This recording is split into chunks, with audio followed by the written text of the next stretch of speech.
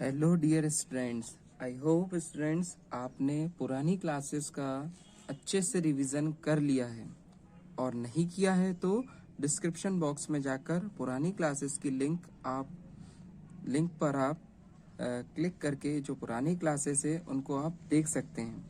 चलिए अब हम अफर्मेटिव सेंटेंस को देखते हैं ना, और उसे पढ़ते हैं। ठीक है, जैसे कि अफर्मेटिव सेंटेंस है ना। अफर्मेटिव सेंटेंस को हिंदी में हम क्या कहते हैं? सकारात्मक वाक्य कहते हैं। ठीक है, और ये जो सकारात्मक वाक्य है, ठीक है, अभी हम जो पढ़ रहे हैं वो क्या पढ़ रहे हैं? हम प्रेजेंट डेफिनेट टेंस पढ़ रहे हैं, और प्रेजेंट डेफिनेट टेंस के अंदर अभी हम क्या देख रहे हैं?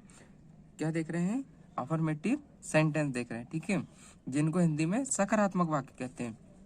अब जो ये हिंदी में हम सेंटेंस देख रहे हैं और जो अभी हम पढ़ रहे हैं अफर्मेटिव सेंटेंस, इनको बनाने के क्या होते हैं? स्ट्रक्चर होते हैं। तो चलिए सबसे पहले हम स्ट्रक्चर को देखते हैं। सब्जेक्ट प्लस वर्ब की फर्स्ट फॉर्म प्लस एस या ई एस प्लस ऑब्जेक्ट, है ना। अब आइए, अब हम देखते हैं इसमें फर्स्ट सेंटेंस। ठीक है, एस और ई एस का यूज हम कब करते हैं? जब हमारा सब्जेक्ट क्या होता है? सिंगुलर होता है ना। ये चीज तो अगर आपने पुरानी क्लासेस को देखा होगा तो आपसे ये चीज आपको दिक्कत नहीं जाएगी। ठीक है, आपको समझ में आ जाएगा कि एस और ई एस का हम यूज कहाँ करते हैं। ओके डियर स्टूडेंट्स, तो एस और ई एस का यूज जो है हम क्या करते हैं? सिंगुलर सब्जेक्ट के साथ करते हैं, हमारी जो वर्ब होती है उसको सिंगुलर बनाने के लिए। ठीक है, तो फर्स्ट सेंटेंस अब हम देखते हैं इसमें।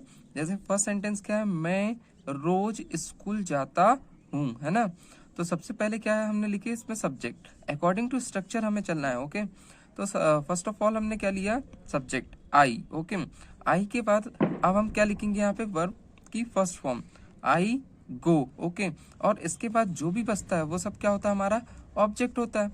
या अगर हम इसमें और भी अगर हम अदर वर्ड्स का यूज करते हैं तो ऑब्जेक्ट के बाद फिर हम और भी जो भी वर्ड आते हैं सेंटेंस में उन्हें हम लिख सकते हैं। ओके, तो सबसे पहले हमने क्या लिखा? Subject verb. ओके, और वर्ब के बाद क्या लिख दिया हमने? ये टू प्रपोजिशन। ओके, अभी आप ये टू प्रपोजिशन को जनरल ये समझिए कि गो के साथ ज्यादातर सेंटेंस में या हमेशा टू गो या गोस के साथ हम प्रपोजिशन टू का यूज करते हैं। ठीक है, और बाकी की जो प्रपोजिशंस है वो हम सेपरेट वीडियो में डिटेल में पढ़ेंगे पूरी प्रपोजिशन के बारे में। ठीक है, ओके, तो अभी हमने क्या देखा? सब्जेक्ट आई, वर्ब गो, फिर प्रपोजिशन टू, इसके बाद स्कूल। ओके, ऑब्जेक्ट, और इसके बाद जो है रोज क्या? स्कूल जाते। कब जाते हम? रोज जाते हैं ना, डेली या एवरीडे। ठीक है, इसके बाद है हमारा नेक्स्ट सेंटेंस, हम रोज अपना काम करते हैं। ठीक है, सबसे पहले इसमें भी क्या? हमारा सब्जेक्ट वी, ठीक है, करते हैं। ठीक है, डू, यानी देखो जहां पे भी ता है, ते है, ती है आते हैं, ये हमेशा हमारे क्या होते हैं? वर्ब बन के आते हैं ना। तो जैसे वी हमारा सब्जेक्ट था, इसके बाद हमने क्या लिए? वर्ब लिए। ठीक है, और वर्ब लेने के बाद जैसे हम करते हैं, क्या करते हैं? अपना काम, अवर वर्क। कब करते हैं? ये समय हमारा। ठीक है, यानी कि एवरीडे या डेली। तो हम रोज अपना काम करते हैं, we do our work every day. और डियर स्टूडेंट्स, हमेशा याद रखना कि जब हमारा सेंटेंस कंप्लीट हो जाए तो वहाँ हमारा पंक्चुएशन आता, मतलब हम वहाँ सेंटेंस के लास्ट में क्या करते हैं? फुल स्टॉप लगाते हैं। जो हमारे सामान्य सेंटेंस होते हैं यानी सकारात्मक वाक्य के अंत में हम फुल स्टॉप का यूज करते हैं। ओके, इसके बाद थर्ड सेंटेंस हमारा, राम कड़ी मेहनत करता है। ठीक है, तो सबसे पहले हमारा सब्जेक्ट क्या है? राम। अब ये जो सब्जेक्ट है हमारा, ये क्या है? हमारा प्लूरल सब्जेक्ट तो है नहीं, है ना। तो ये हमारा क्या होगा? ये हमारा थर्ड पर्सन सिंगुलर सब्जेक्ट है ना। तो और थर्ड पर्सन सिंगुलर सब्जेक्ट के साथ क्या होता है? वर्ब में हमेशा एस और एस का यूज करते हैं, है ना। तो जैसे राम मेहनत करता है तो राम, ठीक है, वर्क्स। ठीक है, क्या कैसी मेहनत करता? कड़ी मेहनत करता, तो हार्ड। इसलिए हमने वर्क के लास्ट में क्या जोड़ा? एस और यस, यानी यहाँ पे एस लगा दिया हमने, वर्क्स कर दिया इसको। Ram works hard. ठीक है, एस या ई एस हम लगाते हैं किसमें? वर्ब में। कब लगाते हैं? जब हमारा सब्जेक्ट थर्ड पर्सन सिंगुलर हो। इस चीज को आप हमेशा याद रखना सेंटेंस बनाते समय। ओके स्टूडेंट्स, फोर्थ सेंटेंस, वह सच बोलती है। वह कौन है? शी, हमारा सब्जेक्ट। अब ये शी जो है ये भी हमारा थर्ड पर्सन सिंगुलर सब्जेक्ट है। ओके, अब जैसे इसके बाद आने वाली वर्ब क्या होगी, स्पीक। ओके, तो इसमें हम क्या किसका यूज करेंगे, एस का। तो ये क्या हो जाएगी, स्पीक्स। और क्या बोलती वो, सच बोलती है ना, तो द ट्रुथ। हमने यहाँ आर्टिकल द का यूज क्यों किया पता, इसलिए किया है क्योंकि जो भी ज्ञात चीजें होती है ना, उनके आगे हम द लगाते हैं। और यही अगर कोई अज्ञात चीज होती है तो उसके आगे हम क्या करते हैं, ए या एन का यूज करते हैं। मीन्स आर्टिकल नाउन से पहले आता है ना, और नाउन से पहले आता है क्या, आर्टिकल। और नाउन से पहले ए एन और द जो आर्टिकल होते हैं, यदि द हमने लगाए हैं तो चीजें ज्ञात हैं, और ए एन अगर हम लगाते हैं तो चीजें क्या होती है, अज्ञात होती है। उस कंडीशन में हम एन आर्टिकल का यूज करते हैं। ओके, और बाकी का जो आर्टिकल है वो भी हम आर्टिकल की एक सेपरेट वीडियो में हम डिटेल से और जानेंगे इसको। ओके, अभी आप कंफ्यूज ना हो इसलिए मैंने उसको आपको बता दिया। अब है हमारा फिफ्थ सेंटेंस।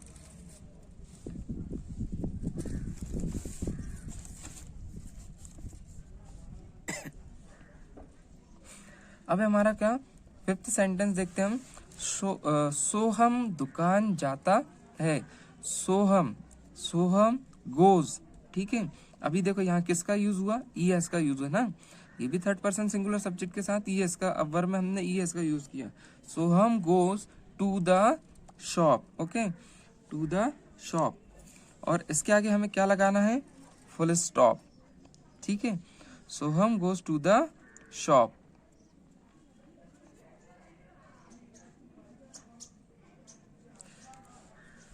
ठीक है, अब है हमारा 6 नंबर सेंटेंस, वह अपना किताब पढ़ता है। फिर सब्जेक्ट ही, ठीक है, इसके बाद पढ़ता है, रीड्स। क्या पढ़ता है, अपना किताब, हिज बुक। ओके, मैं क्रिकेट खेलता हूँ, मैं का आई, खेलता हूँ क्या, प्ले, और क्या खेलता हूँ मैं, क्रिकेट, ये क्रिकेट आ गया। ओके डियर स्टूडेंट्स, अब है हमारा 8 नंबर का सेंटेंस, मैं पार्क में खेलता हूँ, आई का, मैं का आई हो गया सब्जेक्ट। ठीक है, हमने ट्रांसलेट कर दिया इंग्लिश में, आई हो गया वो। खेलता हूँ मतलब प्ले। ठीक है, कहाँ खेलता हूँ, पार्क में, इन द पार्क। ओके, इसके बाद 9वां सेंटेंस जो है हमारा 9th नंबर का, गगन घर आता है, मतलब गगन कम्स होम। समझ में आ रहा है, एस लगा यहाँ पे, एस का यूज हुआ, क्यों हुआ, क्योंकि जो नाम है ना, जो हमारा सब्जेक्ट है वो कैसा है, थर्ड पर्सन सिंगुलर, इसलिए हमारी वर्ब में क्या आया, एस आया। अब है हमारा 10 नंबर का सेंटेंस, हम खाना खाते हैं, यानी वी। ठीक है, खाते हैं ईट, और क्या खाते हैं, खाना, यानी इसकी इंग्लिश क्या होगी, food. Okay, I hope dear students आपको ये सारे सेंटेंस से आसानी से प्रेजेंट इंडेफिनिट टेंस के जो अफर्मेटिव सेंटेंस हैं वो आपको बहुत अच्छे से क्लियर हो गए होंगे, है ना। अभी एक नोट और देखिए आप इसमें ध्यान से, कि जो हमारा प्रेजेंट इंडेफिनिट टेंस होता है, तो प्रेजेंट इंडेफिनिट टेंस में जो आई होता है ना, आई, उसको आई को बहुवचन यानी प्लूरल नंबर की तरह यूज करते हैं। ठीक है, ये हमारा नोट है। अब आप लोग को ये सारी चीज सारे सेंटेंस आपको अच्छे से क्लियर हो गए हैं, तो अब मैं आपको होमवर्क देता हूँ, और ये जो होमवर्क है, ठीक है, इस होमवर्क का आंसर आपको कमेंट बॉक्स में देना है। ओके डियर स्टूडेंट, तो आपका पहला होमवर्क है, आप कोशिश करना है सेंटेंस को बनाने की, है ना। जैसे पहला सेंटेंस, मैं अपनी छत पर पतंग उड़ाता हूँ, है ना। इसमें भी देखो पहले सब्जेक्ट, ठीक है, फिर अपना वर्ब, इसके बाद फिर ऑब्जेक्ट, और कहाँ उड़ाते हो, इस हिसाब से आपको इसे ट्रांसलेट करना है ना। दूसरा सेंटेंस क्या है, सिपाही चोर को पकड़ता है ना। सिपाही क्या करता है, चोर को पकड़ता है। जो पुलिसमैन होता है वो क्या करता है, पकड़ता है किसको, चोर को, है ना। तीसरा सेंटेंस, हम रोजाना रात को फिल्म देखते हैं, है ना। हम क्या करते हैं, फिल्म देखते हैं ना। कब देखते हैं, रात को, वो भी कैसे, कब, रोजाना, है ना, डेली, एवरीडे। डेली या एवरीडे आप कुछ भी यूज कर सकते हो। ठीक है, तो ये आपको इसका होमवर्क करके कमेंट बॉक्स में इसका आंसर बताना है। Okay dear students. अब हम नेगेटिव सेंटेंस के बारे में पढ़ते हैं ना। तो नेगेटिव सेंटेंस के बारे में हमने देखा कि इसका जो स्ट्रक्चर है, इसमें डू या डस का यूज होता है स्ट्रक्चर में। जैसे कि मैंने आपको पुरानी क्लासेस में डू या डस के यूजेस को बहुत अच्छी तरह समझाया है ना। अभी भी आपको एक बार और रिवाइज करवा देता हूँ, है ना। जैसे देखो, सिंगुलर सब्जेक्ट के साथ हेल्पिंग वर्ब डस का प्रयोग करते हैं ना। जब भी हमारा सिंगुलर सब्जेक्ट होगा, हम उसके साथ किसका यूज करेंगे? हेल्पिंग वर्ब डस का यूज करेंगे, है ना। और जब हमारा प्लूरल सब्जेक्ट होगा, प्लूरल सब्जेक्ट के साथ हेल्पिंग वर्ब डू का प्रयोग करते हैं, ठीक है। और उसके तत्पश्चात यानी तुरंत बाद नॉट लगाते हैं, ठीक है। आओ हम स्ट्रक्चर को देखते हैं, है ना स्टूडेंट्स। तो स्ट्रक्चर क्या है इसका? सब्जेक्ट प्लस डू या डस प्लस नॉट। देखो यहाँ पे भी लिखा है ना, डू का प्रयोग करते हैं तत्पश्चात not. Do does plus not plus verb की first form plus object. Okay dear students, अब हम इनमें सेंटेंस की प्रैक्टिस करते हैं। और सेंटेंस में भी वैसे ही है, इसमें आपको ज़्यादा ये बहुत कठिन नहीं है। जैसे कि हमने पढ़ा था क्या, अफर्मेटिव सेंटेंस को, बस नेगेटिव सेंटेंस में नॉट का यूज होगा, बाकी का तो सब सेम ही रहता है ना। तो ज़्यादा आपको दिक्कत नहीं आएगी। चलिए ठीक है, अब हम सेंटेंस को देखते हैं, है ना। सेंटेंस तो सबसे पहला सेंटेंस है, मैं वहां नहीं जाता हूँ, ठीक है। मैं का इंग्लिश क्या हो गया? आई। हमारा सब्जेक्ट कैसा है? प्लूरल है। अब प्लूरल सब्जेक्ट है तो उसके साथ हेल्पिंग वर्ब क्या आएगी? डू, है ना। मैं वहां नहीं जाता हूँ, I do not go there, यानी वहां। सबसे पहले हमारा सब्जेक्ट के बाद हमारी हेल्पिंग वर्ब, फिर नॉट, फिर मेन वर्ब, और उसके बाद हमारा जो बचा वो ऑब्जेक्ट। इस टाइप से हमें पूरा सेंटेंस को अरेंज करना है, ठीक है डियर स्टूडेंट्स। अब हम सेकंड नंबर का सेंटेंस देखते हैं, मैं उसे नहीं जानता हूं, है ना। तो मैं का इंग्लिश आई, ओके। अब हमने यहाँ क्या लिखा? डोंट लिखा, ठीक है। डोंट क्या है? डू नॉट का शॉर्ट फॉर्म है ना। तो आई डोंट जानता हूं, है ना, नो उसे, ठीक है। ये उसे की English, I don't know him, यानी मैं उसे नहीं जानता हूँ। ये हमारा जो सेंटेंस है वो सारा का सारा हमारा स्ट्रक्चर के अकॉर्डिंग पूरा का पूरा कैसा है? अरेंज है ना। जैसे थर्ड,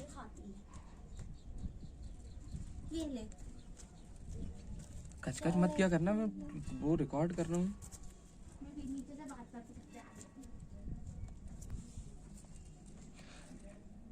ओके, अब डियर स्टूडेंट्स, अब हम थर्ड सेंटेंस को देखते हैं, मैं अंग्रेजी नहीं जानता हूँ, है ना। मैं का इंग्लिश आई। अब नहीं जानता हूँ यानी डोंट का शॉर्ट फॉर्म क्या है? नो सॉरी, डू नॉट का शॉर्ट फॉर्म क्या है? डोंट। जानता की अंग्रेजी नो, और अंग्रेजी को इंग्लिश में क्या बोलते हैं? इंग्लिश, ठीक है। तो आई डोंट नो इंग्लिश, पहले सब्जेक्ट, फिर हमारा हेल्पिंग वर्ब, फिर उसके बाद क्या आया? नॉट, और नॉट के बाद हमारा मेन वर्ब, और उसके बाद ऑब्जेक्ट, है ना। बच्चे नहीं पढ़ते हैं, तो children do not read, plural subject के साथ डू, ओके। प्लूरल सब्जेक्ट के साथ क्या आता है? बच्चे नहीं पढ़ते, children do not read. Plural subject के साथ हमने क्या लगाया?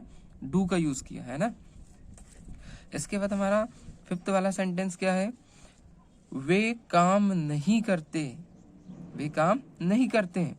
वे का इंग्लिश दे, डोंट, ओके। नहीं करते यानी डोंट, क्या नहीं करते? काम। तो काम की इंग्लिश क्या हो गई? Work, okay. 6 नंबर सेंटेंस, मैं यानी आई, है ना। डू नॉट, नहीं रहता हूं, मतलब डू नॉट लिव, कहाँ नहीं रहता हूं? यहाँ यानी हेयर, यहाँ की इंग्लिश क्या हो गई? Here, okay.